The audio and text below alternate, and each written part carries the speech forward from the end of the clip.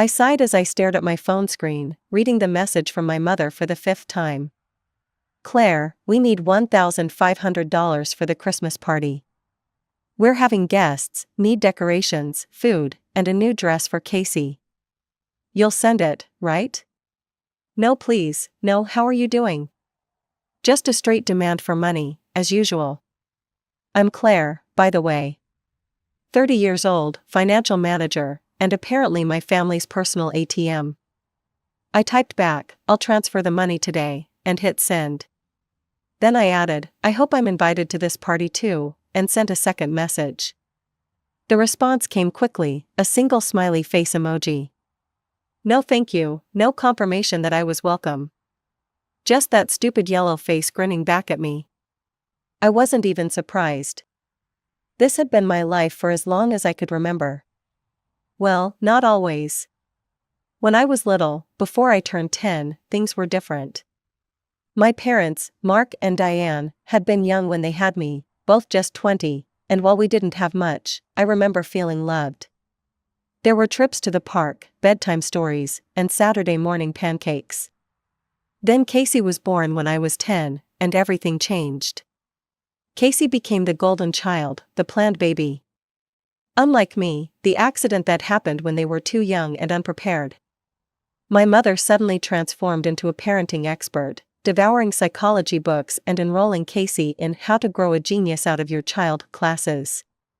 They played Mozart near her crib and took her to early development programs.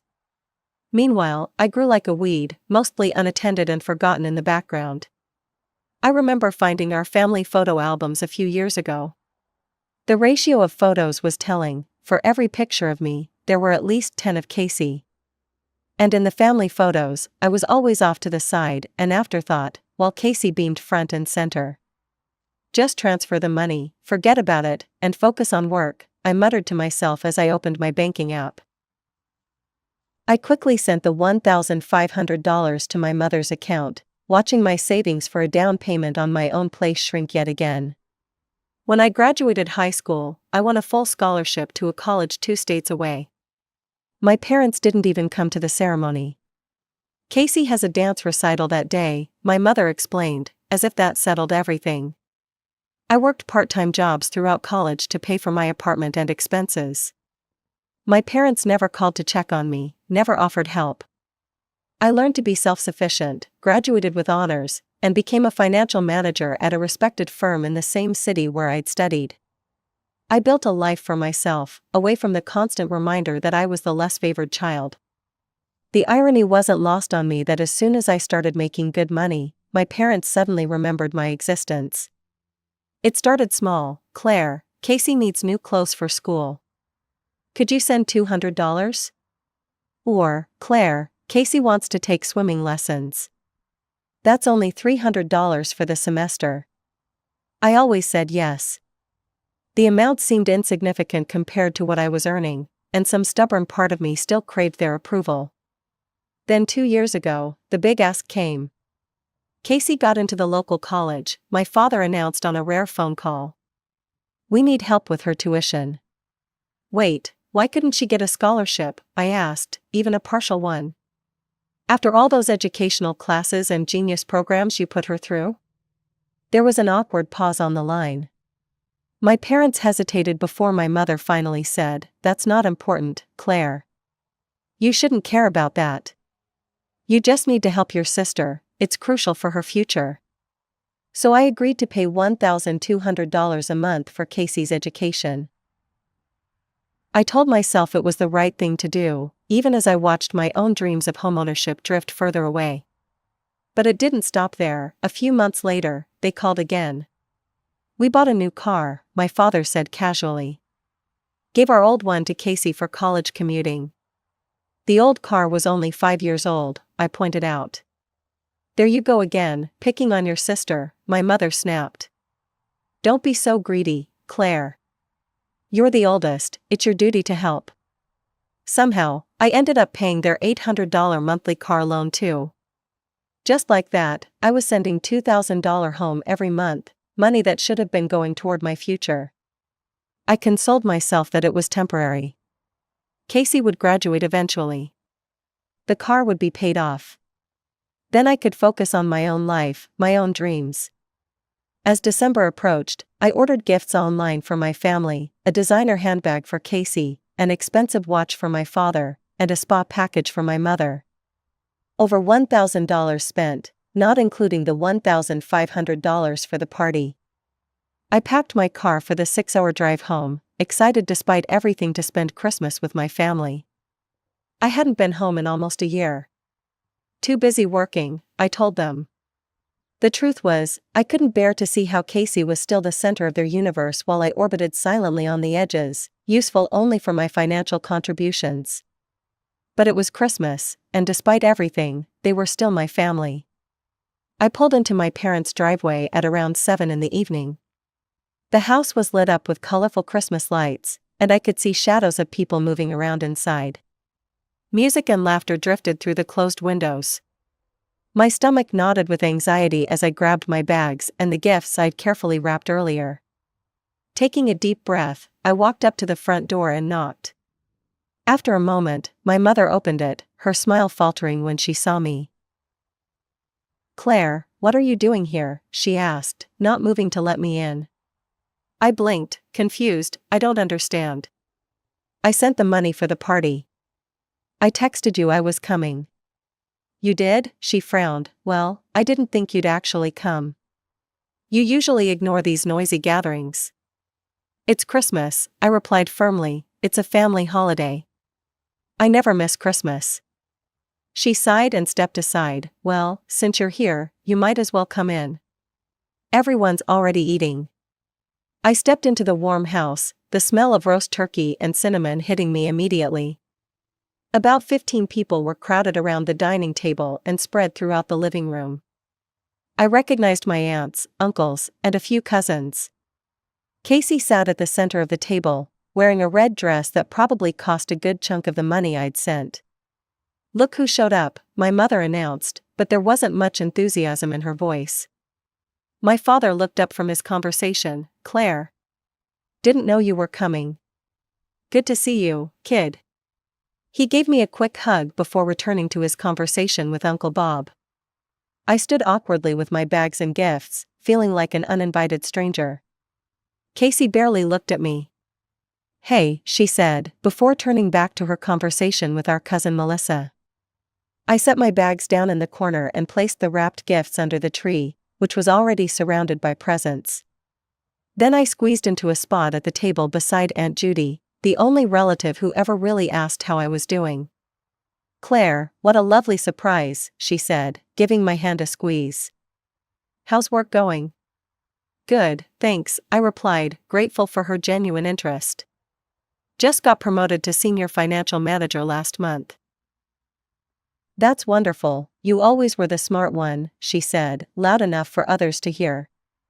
I noticed my mother's lips tighten slightly as she served more mashed potatoes to Casey. Dinner passed in a blur of small talk. I noticed my parents deflected whenever relatives asked about Casey's college or their new car. They talked about Casey's classes and how well she was doing, but never mentioned who was paying for it all. After dinner came the gift exchange. I watched nervously as my family opened the presents I'd bought. Casey barely thanked me for the designer handbag, merely saying, "Cool, thanks," before setting it aside. My parents were a bit more appreciative of their gifts, but their thanks felt hollow. Then my mother handed me a poorly wrapped package. "This is for you, Claire." I opened it to find a plain gray scarf, clearly meant for a man. I recognized it immediately as the kind my Uncle Jim usually wore. He was the only one not at the party. "Thanks," I said, trying to mask my disappointment. They hadn't even bothered to buy me a proper gift.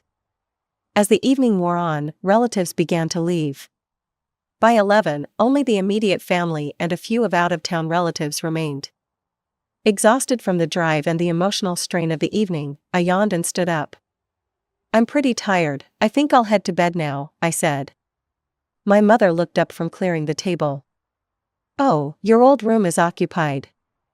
Your cousins from Riverdale are staying there." "That's fine, I can sleep on the couch in the living room," I offered. She shook her head. "That's taken too." Your Uncle Dave is staying there. I stared at her, confused. So where am I supposed to sleep? My mother shrugged. We weren't expecting you, Claire. Maybe you could find a hotel? On Christmas Eve? Everything will be booked solid.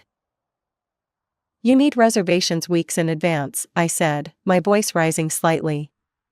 Casey snickered from the kitchen doorway. Guess we don't have room for you. There's no homeless shelter here either. I felt like I'd been slapped. After everything I'd done, the money for the party, the monthly payments for her education, the designer clothes, this was how they treated me? I looked at my father, hoping he'd intervene, but he just gave me a condescending smile and turned away, busying himself with gathering empty glasses. In that moment, something inside me broke. Years of being treated like an outsider, of being used for my money while getting nothing in return, culminated in a clarity I'd never experienced before. I picked up my bags, left the gray scarf on the coffee table, and walked out into the cold December night. As expected, the only hotel in town was fully booked. I called a few old friends from high school, but they were either away or had full houses with their own families.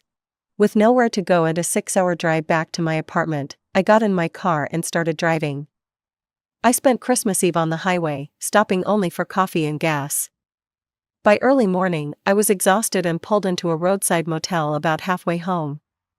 "Merry Christmas," said the elderly motel owner when I checked in.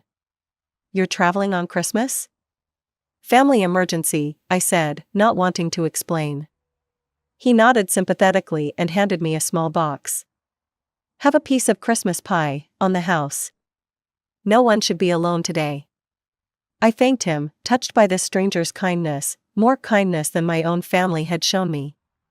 We chatted briefly about his grandchildren before I went to my room, ate the pie, and fell into an exhausted sleep. I woke up in the afternoon and completed the drive home, arriving at my empty apartment as evening fell on Christmas Day. My parents hadn't called or texted to see if I'd made it safely. But why would they? They'd made it crystal clear that I wasn't family, I was just an ATM. I spent the day after Christmas in a fog. By evening, I decided to distract myself by scrolling through social media. That's when I saw it, Casey's latest Instagram post. Photos from the Christmas party, captioned, "Spent Christmas with the people who matter most." I wasn't in a single picture. Something snapped inside me. I opened my banking app and stared at the scheduled payments, $1,200 for Casey's tuition due on the 1st, and $800 for my parents' car loan on the 5th. With a deep breath, I canceled both payments. "No more," I whispered to my empty apartment. For 2 weeks, I heard nothing from my family. No angry calls about the canceled payments, no texts asking what happened. I threw myself into work, started looking at apartments to buy, and even went on a date with a coworker who had been asking me out for months. Then, in early January, my phone lit up with my mother's name. "Claire," she barked the moment I answered. "Why was Casey called to the administration office today?" "They said her tuition payment is late. You need to fix this mistake immediately." No greeting, no "how are you?" Just straight to the money. "It's not a mistake, Mom, I canceled the payment," I said, surprised by how calm I sounded. There was a moment of shocked silence before she exploded. "You what? You can't do that to your own sister. Family helps family, Claire. How could you be so selfish?" "You threw me out on Christmas Eve," I interrupted. "After I paid $1,500 for your party. After I drove 6 hours to see you. You treated me like a homeless person and laughed about it. You're being dramatic, we just didn't have space. You had space for everyone except me. The person funding your Christmas party, Casey's education, and your new car." I paused. "By the way, I've canceled the car payments too." I heard a crash in the background, then my father's voice, "How did you cancel?" "Goodbye, Mom," I said and hung up. My phone immediately started ringing again. I silenced it and watched as calls from my parents and sister piled up. Then the texts began flooding in. From Casey, "You petty, greedy bastard, I always knew you were jealous of me." From Dad, After everything we've done for you, this is how you repay us? Ungrateful daughter. From Mom, you'll regret this, Claire. Family is forever, and you're burning bridges you can't rebuild. I turned off my phone for the rest of the day. The next morning, I woke up to more messages, now from extended family too. Apparently, my parents had been busy, spreading their version of events. Cousins I barely spoke to were now lecturing me about family duty. An uncle I saw once a year was telling me I owed everything to my parents. I was about to mute all their contacts when I saw a message from Aunt Judy. Claire, honey, can we talk? I'd like to hear your side. I called her immediately. Claire, she answered on the first ring. Your mother and the whole family are in an uproar. They're saying terrible things about you. What exactly are they saying, Aunt Judy? I asked. She sighed, that you've always been difficult. That they paid for your college and supported you, and now you're refusing to help Casey even though they're struggling. That they've always helped with your car payments too. I laughed bitterly, none of that is true. I went to college on a full scholarship, worked part-time jobs to support myself, and have never received a cent from them since I was 18. I've been sending them money for years, first for small things for Casey, then $1,200 a month for her tuition, and $800 a month for their car payment. That can't be right, she said, sounding confused. Your mother specifically told everyone at a family dinner last month that they were struggling because they were still paying off your student loans as well as Casey's tuition. I don't have student loans, Aunt Judy. I'll email you all the bank statements. You'll see the payments going from my account to them, not the other way around. I hung up and spent the next hour compiling my bank statements, highlighting the monthly payments to my parents and Casey. I also wrote a brief timeline explaining how I had supported myself through college, gotten a job, and then started sending money home. I attached everything to an email and sent it to Aunt Judy. An hour later, my phone rang. Claire, Aunt Judy's voice was shaking, I'm so sorry. Your mother has been lying to the entire family. And your father has gone along with it. I don't know why they would do that, I said, though part of me did know. They'd been using me while taking credit for my achievements, making themselves look generous and self-sacrificing to the rest of the family. I'm going to set this right, Aunt Judy said firmly. With your permission, I'd like to share these statements with the rest of the family.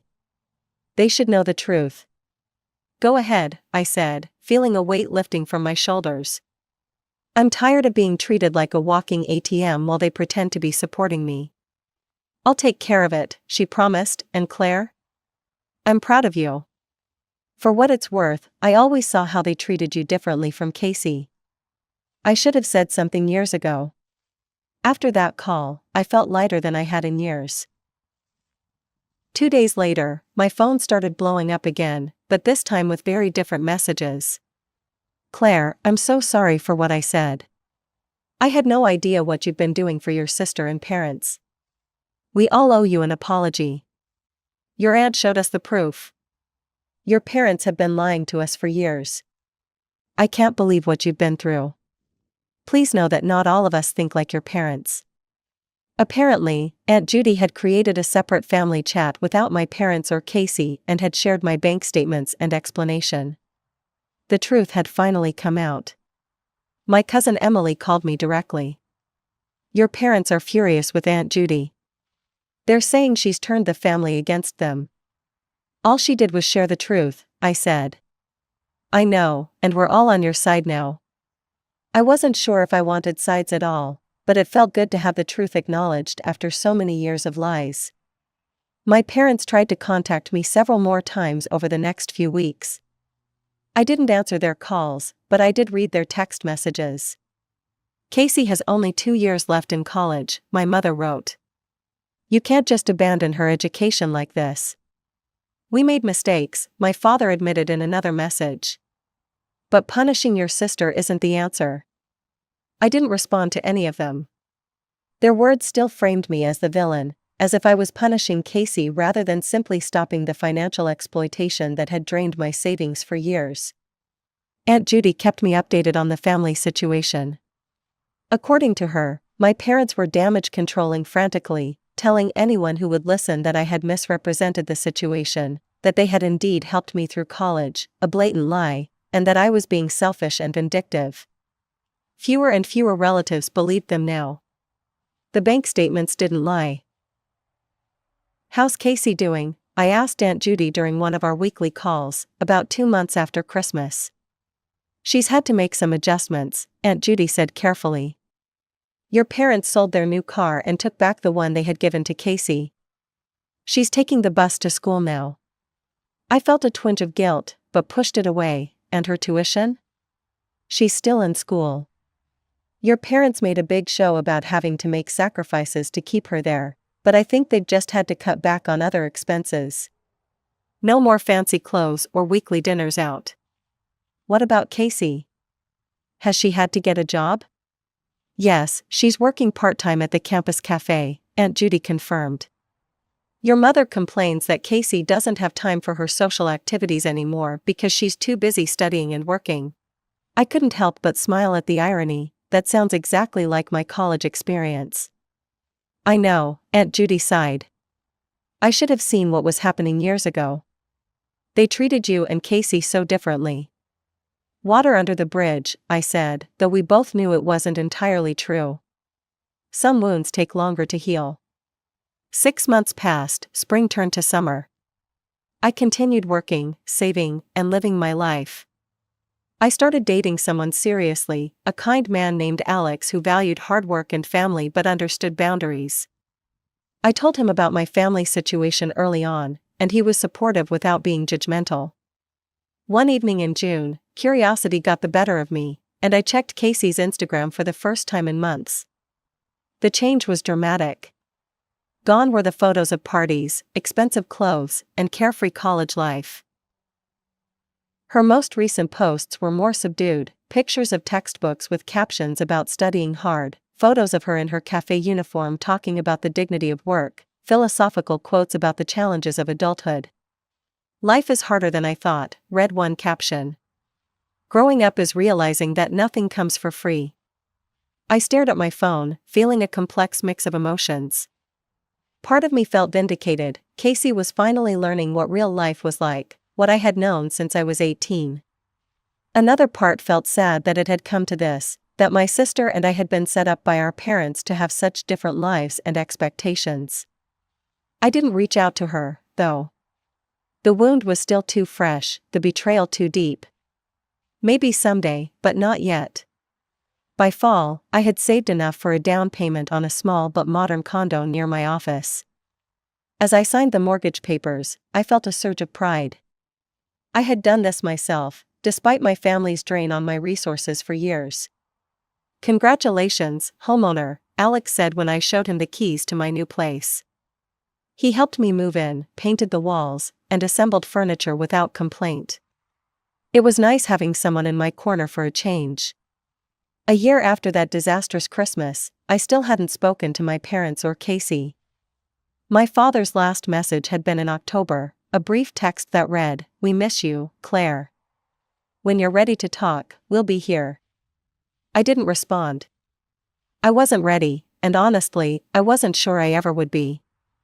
Some betrayals cut too deep to fully heal. Aunt Judy remained my only connection to the family.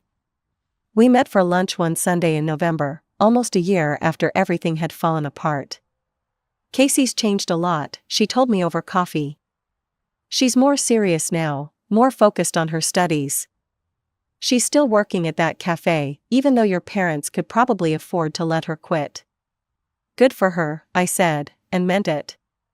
"Do you ever think about reconnecting with them?" Aunt Judy asked carefully. I sipped my coffee, considering the question. "Sometimes," I admitted. But then I remember how they treated me at Christmas. How they lied to the entire family about supporting me. How they kicked me out of the house after I paid for their party.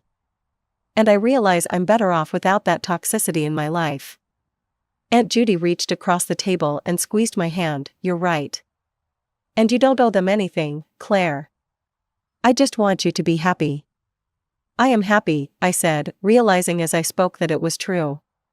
"I have a good job, a nice home, friends who care about me, and a boyfriend who respects me. I'm building the life I want, on my terms. That's more than enough. Later that evening, as Alex and I cooked dinner together in my new kitchen, my phone buzzed with a notification. It was another post from Casey. A simple photo of her textbook spread across a library table, with the caption, "Life is hard and it's supposed to be? That's how we grow." I showed it to Alex. "My sister seems to be learning some valuable lessons." "Good for her," he said, stirring the pasta sauce. "Maybe there's hope for her yet." "Maybe," I agreed, putting my phone away. But either way, I'm at peace with my decision. Some relationships aren't meant to be saved, they're meant to be learned from. As we sat down to eat in the home I had bought with my own money, I felt a sense of closure. I had broken free from the role my family had assigned me, the forgotten daughter, the family ATM, the outsider looking in. I had created my own life, my own family of choice.